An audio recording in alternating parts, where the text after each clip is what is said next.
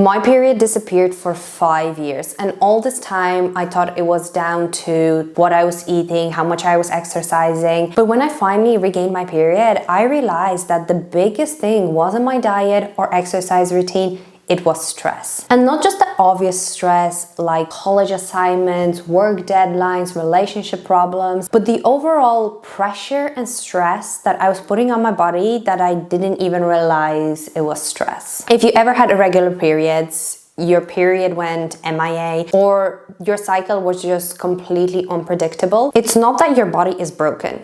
It's probably about the stress that you haven't yet addressed. Today I'm breaking down what stress does to your hormones and your cycle and what you can do about it. When your body perceives stress, your brain sends out a signal to release a stress hormone called cortisol. And you might have heard about it everywhere because I feel like it's such a hype word at the moment, and that cortisol is an absolute enemy and it gets so much backlash. But the thing is that cortisol isn't all that bad. It actually serves as a very important function in our body. It helps us wake up in the morning, it keeps inflammation in check, it helps us respond to danger, and it regulates our energy. Problems start to arise when cortisol is elevated for a long period of time. That is when you are constantly stressed and do nothing about it. High levels of cortisol suppress your hypothalamic pituitary ovarian axis.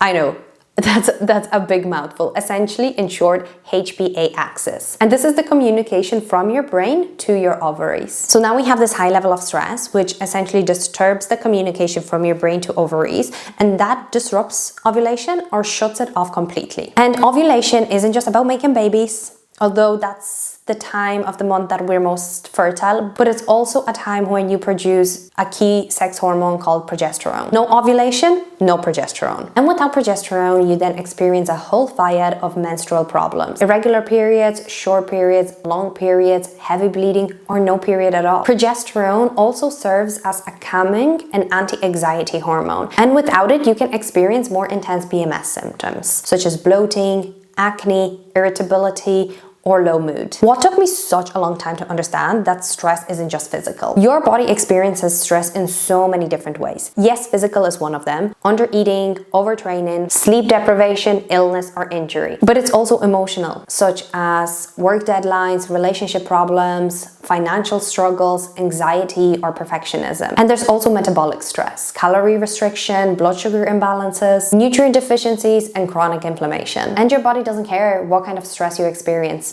It all adds up. We all have this stress bucket, and it gets filled up with all these different stressors. Some physical, some mental and emotional, some metabolic. Each person has a unique stress bucket, and how much your body can handle depends on your ability to deal with stress as it's presented and how much stress resilience you have. When that bucket gets overfilled, this is where it shuts off the non-essential functions, such as reproduction, because at the end of the day, we do not need to reproduce to survive. So yeah, you might be thinking, but I don't really feel stress. And that's the way I felt for a long time, even though I didn't have my period. But all those things, such as deadlines, projects to be completed, relationships to be taken care of, managing your finances, intense training, underfueling, all of these things add up. It's not only about not having a period, because when you have low levels of progesterone and low levels of estrogen, it affects your health in so many different ways. Low estrogen means low bone density, which later on in life can increase your chances of developing osteoporosis, cardiovascular issues, anxiety and depression, sleep problems, low libido, weight gain, and fertility problems if this remains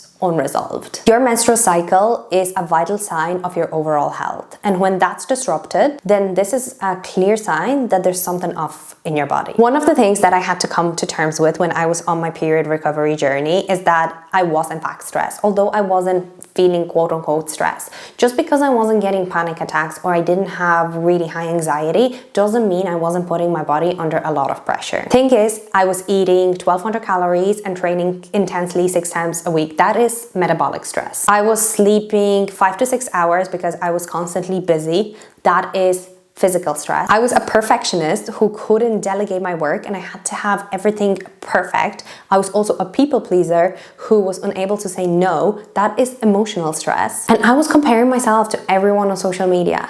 First in terms of my body, then even in terms of like my career success, and that is mental stress. And once I acknowledged all of that, then I could start addressing it. Maybe you haven't lost your period like I did, but if stress is affecting your cycle in any way, here's what I want you to do. Step 1 is to identify all the stressors in your life. Make a list. Write down everything that is filling your stress bucket, because if you can't acknowledge it, then you can't change it. How much are you actually consuming? How's your satiety level? What is your recovery like? How is your sleep, both the quantity and quality? How do you handle confrontation or difficult conversations? And do you check in with your capacity before you agree to take on additional responsibilities or see people? Step number 2 is to start making subtle changes. You don't have to fix everything at once, because that can add even more stress into your life, but start with the things that feel the easiest to change. Let's take the food aspect, for example. If you're noticing yourself feeling hungry all the time, thinking about food all the time, or always sore from your training, then it means that you're under eating. Instead of completely overhauling your diet, start by adding a snack or increasing your portion sizes. If you notice that you're not sleeping enough and waking up tired, or you're exhausted throughout the day, start setting a timer for when you go to bed and make that bedtime earlier than it is currently. And if you find yourself more depleted from your training rather than energized, then cut 1 or 2 sessions and focus in on the quality of training that you're doing rather than the intensity and the amount. And all these changes in isolation may seem so minor, but everything adds up. And even a 20 to 30% reduction in your stress can improve your cycle and thereby your periods, predictability and regularity massively. And step number 3 is to start paying close attention to the connection between stress and your cycle health. Start to track things like your cycle length, your period length,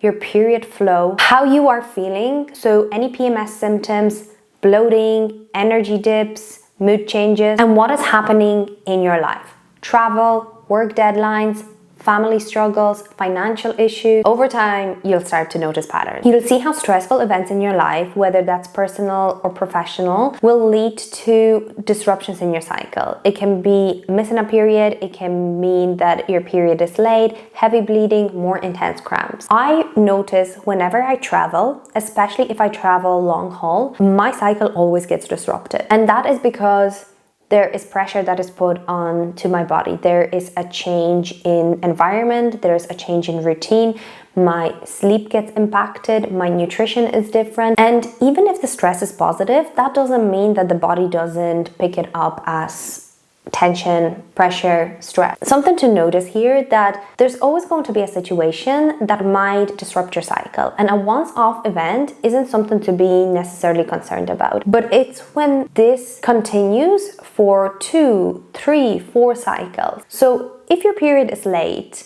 by 2 weeks on a specific occasion, and then it goes back to being regular, that's fine. That is nothing to worry about. Some people's hormones are more sensitive to stress than others. For example, because I had hypothalamic amenorrhea for 5 years, essentially my hormones were disrupted for 5 years. Even something minor can disrupt my cycle quite easily. So I have to be quite careful. But it's about noticing those patterns, and you're only going to notice these patterns if you track your cycle. Because now I track my cycle, I can relate things that are happening in my life to how my cycle responds. And remember what I said about your cycle being a vital sign? It is an indicator of how your overall health is doing. So if I see that my cycle starts to be really disrupted, then it's something that I need to pay closer attention to. If this video resonated with you, save it and share it with somebody that is currently struggling with cycle issues that could be related to stress. And if you're new here, hi, welcome. My name is Martina. I'm a hormone and women's health coach, and I create content around hormones, female health, nutrition and lifestyle that allows you to understand your body better. If this resonates with you, hit the subscribe button. I create new videos every week.